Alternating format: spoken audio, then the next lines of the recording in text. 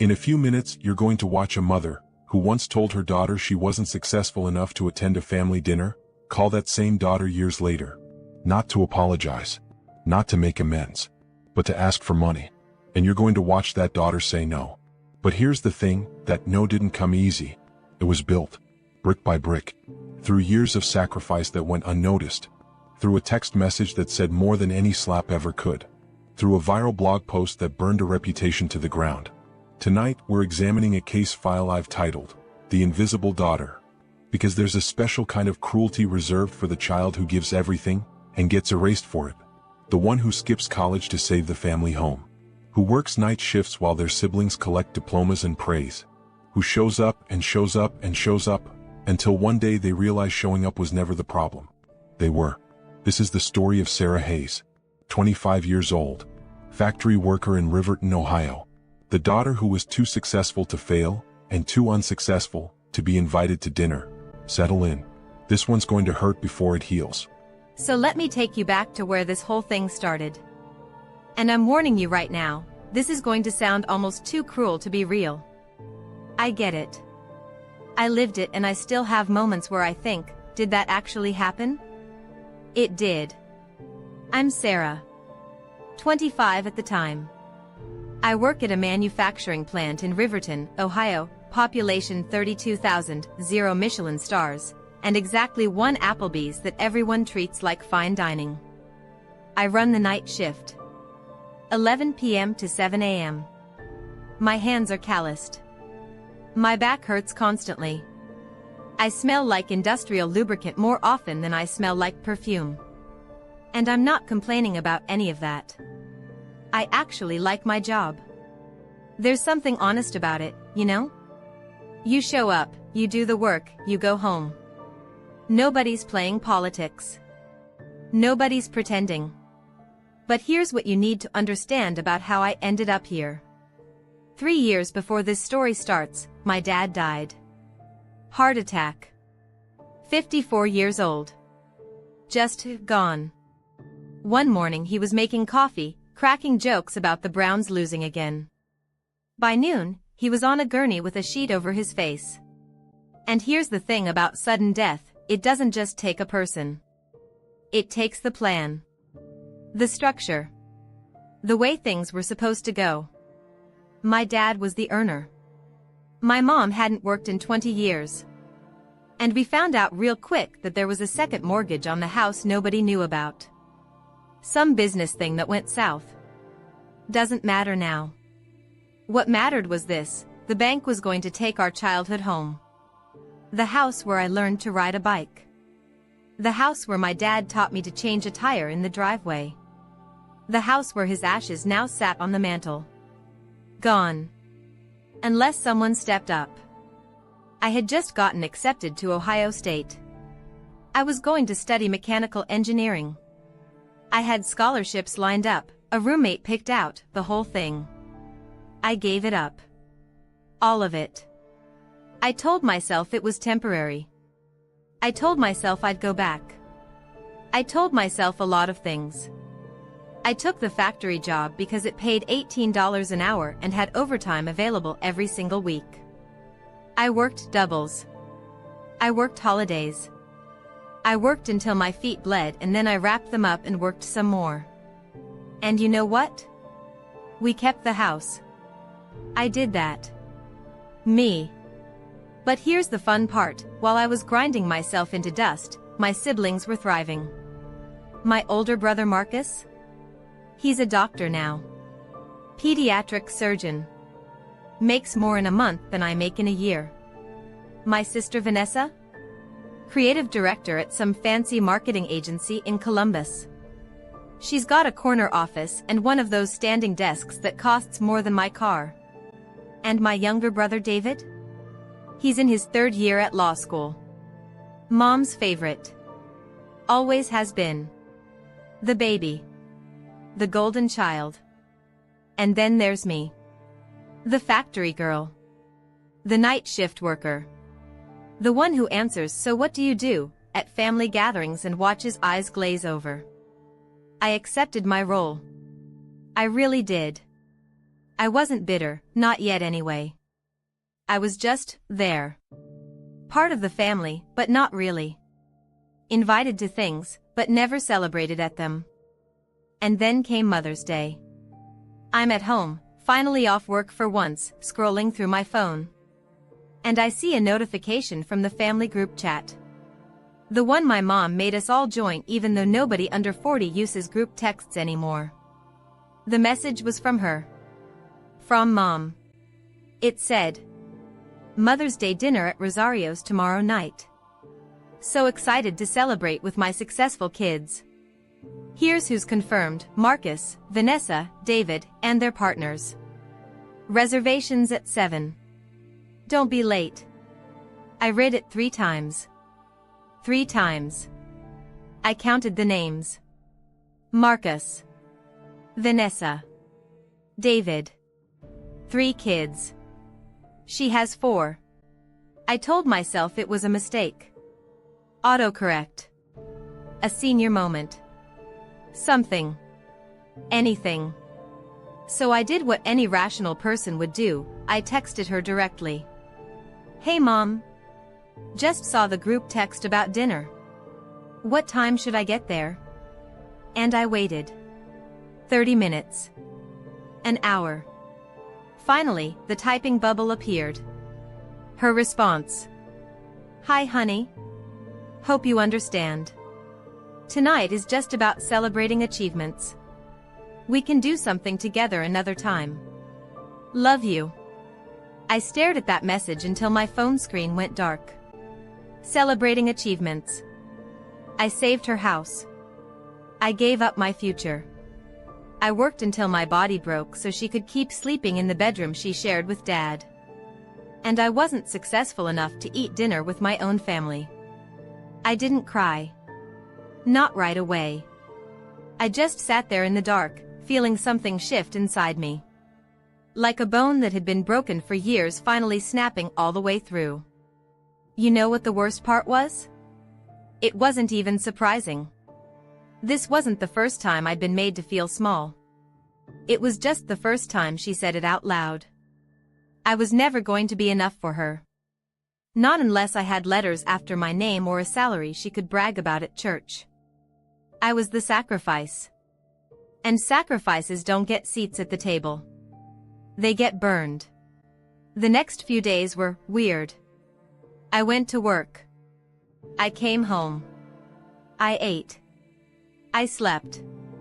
But inside, something was happening. Like my brain was finally running a program it should have run years ago. I started writing things down. Every memory. Every moment where I was made to feel less than. The time Marcus's graduation party had 40 people and mine had 8, because Mom forgot to send out half the invitations. The time Vanessa got a car for her 16th birthday and I got a used bike, because money was tight. Money that I would later learn went toward David's private tutoring. The time I worked a double shift to make rent and Mom asked why I couldn't dress nicer when I showed up to Sunday dinner. It wasn't one thing. It was 1,000 things. A lifetime of paper cuts that I'd been pretending were just love with rough edges. I made a list. Pro/con. Old school. Pen and paper. Pros of staying in contact. They're my family. Sometimes the holidays are nice. I'd feel guilty. Cons. I'm never good enough. They only call when they need something. The guilt I feel isn't mine, they put it there. Mom just told me I'm not successful enough to eat with them. I saved their house and they forgot. The con side filled 2 pages. The pro side had 3 bullet points, and even those felt like lies I was telling myself. I sat with that list for a week. I didn't make any rash decisions. I wanted to be sure. And then I was. I blocked my mother first. Then Marcus. Then Vanessa. Then David. One by one. No dramatic goodbye. No screaming phone call. No tearful voicemail. Just silence. And you know what? The silence was the loudest thing I'd ever heard. The first few weeks were hard. I won't lie. I kept reaching for my phone, expecting a message that never came. I'd see something funny and think, I should send this to, and then remember. But slowly, something started to change. I had time now. Time I used to spend managing their expectations, attending their events, being available for their emergencies. I enrolled in an online course. Industrial management. Then another one. Mechanical systems. Then another. 6 months later, I applied for a promotion. Line supervisor. More money. Day shifts. Actual weekends off. I got it. And here's the crazy thing, nobody at work cared that I didn't have a degree. They cared that I showed up. That I knew the machines better than anyone. That I could solve problems. That I treated people with respect. My coworkers threw me a little party when I got promoted. Cake in the break room. A card signed by everyone. It was the first time anyone had celebrated me in years. And I realized something sitting there with frosting on my fingers. I didn't miss my family. I missed the idea of them. The family I wished I had. The mother I deserved but never got. The real ones? The ones who actually existed? I was better without them. About a year into my new life, I started writing. Nothing fancy. Just a blog. Anonymous. I called myself Factory Floor. I wrote about work. About being working class in a world that worships degrees. About finding dignity in labor that other people looked down on. And one night, after a glass of wine and a particularly hard day, I wrote about my mother. I titled it Successful Kids Only. I didn't use names. I didn't say where I lived. I just told the truth. I wrote about the text message. About the years of sacrifice. About being erased from my own family because my job didn't come with a title they could brag about. I wrote about the night shifts. The bleeding feet. The college acceptance letter I never used. The house I saved and the thanks I never got. And I ended it with this. If you measure success by degrees and job titles, you'll miss the people who actually show up. The ones who sacrifice without being asked. The ones who give until they're empty. I was empty. For years. And the person who emptied me most was the one who was supposed to fill me up. So to any other unsuccessful kids out there, your worth isn't their approval. Your value isn't their recognition. You are not invisible. They just refuse to see you. And that's their loss. Not yours. I posted it at midnight. Didn't think much of it. Went to bed. I woke up to 200 notifications. The post had been shared. Again and again and again. Someone had posted it in a Facebook group for adult children of narcissistic parents. From there, it went to Twitter. Then Reddit. Then everywhere. People were commenting their own stories. Hundreds of them. Thousands. All these people who felt invisible. Who gave and never got seen. But here's where it gets interesting. Riverton isn't that big. And my mother is very active in her church. Very concerned with appearances. Very invested in being seen as the perfect Christian mother with the perfect successful children. Someone in her circles found the blog. And even though I never used names, they recognized the story. The Mother's Day dinner. The doctor, the creative director, the law student. The daughter who saved the house. It wasn't hard to figure out. Within 2 weeks, my mother was getting phone calls. People at church were asking questions. Her reputation, the thing she cared about more than anything, was cracking. I didn't plan that. I genuinely didn't. I just wanted to tell my story. But I'd be lying if I said I was sorry. A few months later, a local community group invited me to speak at a storytelling event. Working class voices. Real stories. I almost said no. But I said yes. I stood on that little stage in front of 60 strangers and I told my story. Out loud. With my real name. And when I was done, a woman in the front row was crying. She came up to me after and said, "I thought I was the only one." She wasn't. None of us were. That night, I found something I'd been looking for my entire life. A voice. And people who wanted to hear it. Here's what I find fascinating about this stage of Sarah's story. She didn't go looking for revenge. She went looking for healing. The revenge found her. There's a certain poetry in that, the image-obsessed mother, brought low not by her daughter's anger, but by her daughter's truth. The very thing she tried to erase became the thing that erased her. But we're not done. Because years later, when the mother's world had shrunk and her health had failed, she came calling again. Not with an apology. With a bill. 3 years passed. 3 good years. I got promoted again. Plant manager now. Overseeing a team of 50. Making more money than I ever thought I'd make. I bought my own place, a little house with a yard. Nothing fancy, but it was mine. I made friends. Real ones. People who didn't care about my degree, or lack of one. People who saw me. I dated. Fell in love, actually. A guy named Eli who works for the county. He calls me brilliant and means it. First time anyone ever said that word to me, and it didn't sound like a joke. Life was good. Life was really good. And then my sister Lily showed up at my door. Now, I should mention, Lily is my half-sister. Different dad. She was sort of caught between everything. Never blocked me, but never really defended me either.